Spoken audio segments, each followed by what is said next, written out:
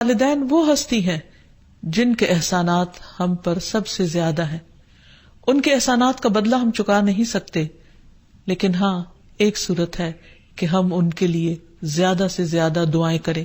خصوصاً اس وقت جب وہ دنیا سے جا چکے ہوں اور ہم ان کے لیے کسی قسم کی کوئی جسمانی خدمت یا مالی خدمت یا کسی اور طریقے سے کوئی مدد ان کی نہ کر سکتے ہوں. جب انسان فوت ہو جاتا ہے تو اس کے اپنے عمل کا سلسلہ ختم ہو جاتا ہے. 3 چیزیں مرنے کے بعد بھی فائدہ دیتی ہیں، جن میں سے ایک صدقہ جاریہ ہے، دوسرے ایسا علم جو انسان اپنے پیچھے چھوڑ جائے جس سے لوگ فائدہ اٹھائیں، اور تیسرے ولد صالح یدعو لہ، نیک اولاد جو اپنے والدین کے لیے دعائیں کرے.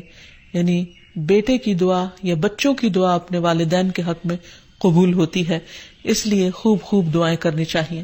صدقہ دیتے وقت والدین کی طرف سے یعنی ان کو ثواب پہنچانے کی نیت سے صدقہ کیا جائے. اس سلسلے میں ہم دیکھتے ہیں ایک آدمی نے نبی صلی اللہ علیہ وسلم سے عرض کیا، میرے والد فوت ہو گئے ہیں اور انہوں نے مال چھوڑا ہے لیکن وصیت نہیں کی، تو کیا میں ان کی طرف سے صدقہ کروں تو ان کے گناہ معاف کر دیے جائیں گے؟ آپ نے فرمایا ہاں. اسی طرح حضرت عائشہ سے روایت ہے کہ ایک آدمی نبی صلی اللہ علیہ وسلم کے پاس آیا اور عرض کی کہ یا رسول اللہ، میری والدہ بغیر وصیت کے فوت ہو گئی ہیں اور میرا گمان ہے کہ اگر وہ بات کرتی تو صدقہ کرتی، اگر میں ان کی طرف سے صدقہ کروں تو کیا ان کو اجر ملے گا؟ آپ نے فرمایا کہ ہاں. پھر اسی طرح والدین کے اگر روزے رہتے ہوں تو ان کے قضا روزے ادا کیے جا سکتے ہیں. اگر وہ حج نہ کر پائے ہوں تو ان کی طرف سے حج بدل کیا جا سکتا ہے، یہ ان کے لیے ایک بہت بڑا احسان ہوگا. پھر اسی طرح ان کی نظر پوری کی جا سکتی ہے کہ اگر انہوں نے زندگی میں کسی سے کوئی وعدہ کیا ہو اور وہ اسے پورا نہ کر سکے ہو، اللہ تعالیٰ کے لیے کوئی نظر مانی ہو اور اسے پورا نہ کر سکے ہو تو اس کو ادا کر دیا جائے. والدین کے لیے دعا کرنے سے پہلے اللہ سبحانہ وتعالیٰ کی حمد و ثنا بیان کیجیے، پھر نبی صلی اللہ علیہ وسلم پر درود بھیجیے اور پھر اپنے ماں باپ کے لیے دعائیں کیجیے، کیونکہ یہ اللہ تعالیٰ کا حکم بھی ہے، وَقُلْ رَبِّ ارْحَمْهُمَا كَمَا رَبَّيَانِي صَغِيرًا، اور آپ کہہ دیجئے اے میرے رب ان دونوں پر رحم کیجیے، یعنی والد پر بھی اور والدہ پر بھی، جیسے انہوں نے مجھے چھوٹا سا پالا تھا، بچپن میں پالا تھا، جب میں نہ خود کھا سکتا تھا نہ پی سکتا تھا اور نہ خود اپنے آپ کو صاف کر سکتا تھا، تو انہوں نے دن رات بغیر کسی وقفے کے میری خدمت کی. تو اے رب اب جب کہ وہ بڑے ہو گئے ہیں، وہ تیری رحمت کے محتاج ہیں، تو ان پر رحمت فرما اور ان کی مشکلات آسان فرما. پھر اسی طرح والدین اگر زندہ ہو تو بھی دعا کی جائے، اور اگر وہ فوت ہو جائے تو وہ اور بھی زیادہ دعاؤں کے مستحق ہو جاتے ہیں.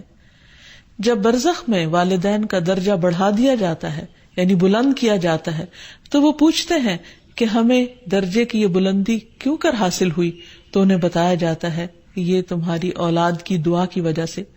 ہم دیکھتے ہیں کہ مختلف پیغمبر بھی اپنے رب سے اپنے والدین کے لیے دعائیں کرتے رہے ہیں، جن میں نوح علیہ السلام کی دعا ہے. وہ کہتے ہیں رب اغفر لی ولوالدی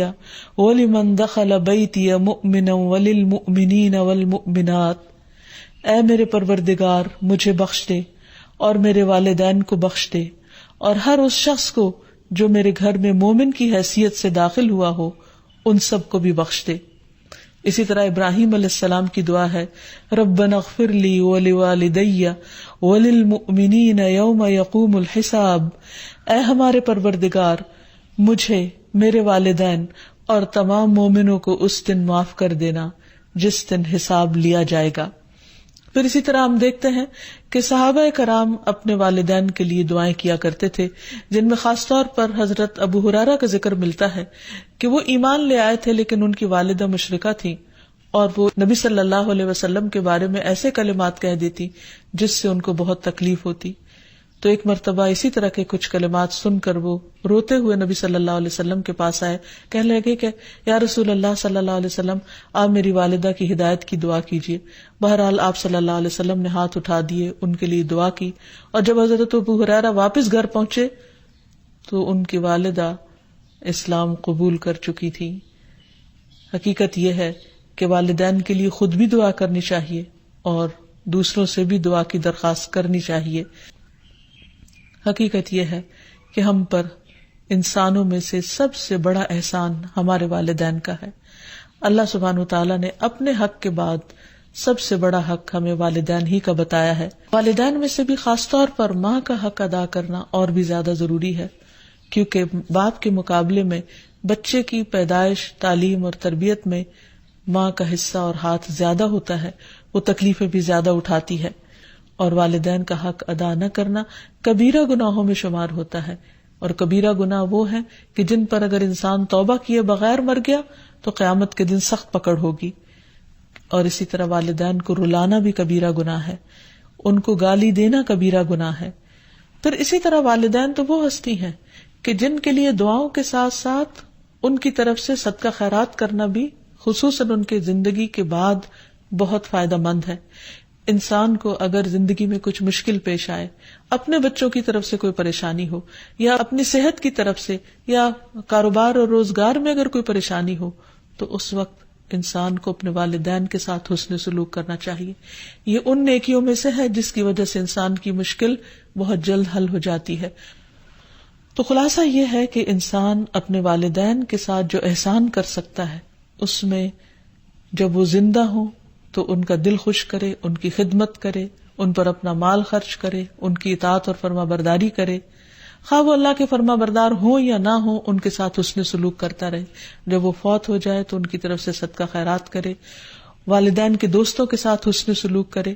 اور اس کے ساتھ ساتھ ان کے لیے خوب خوب دعائیں کرے. اور خصوصاً یہ مختصر سی دعا جو اللہ سبحانہ وتعالی نے خود حکم دیا ہے کرنے کو، رب ارحمہما کما ربیانی صغیرا، اس دعا کی خوب خوب تکرار کرے اور ان کی بخشش کی بھی دعا کرے. اور آخر میں ہم سب دعا کرتے ہیں اپنے والدین کے لیے کہ اللہ تعالیٰ ان پر اپنی رحمتیں فرمائے اور ان کو اپنا پسندیدہ بنا لے، اور اگر وہ دنیا سے جا چکے ہیں تو انہیں جنت میں اعلیٰ مقامات عطا فرمائے. وآخر دعوانا ان الحمد للہ رب العالمین. السلام علیکم ورحمۃ اللہ وبرکاتہ.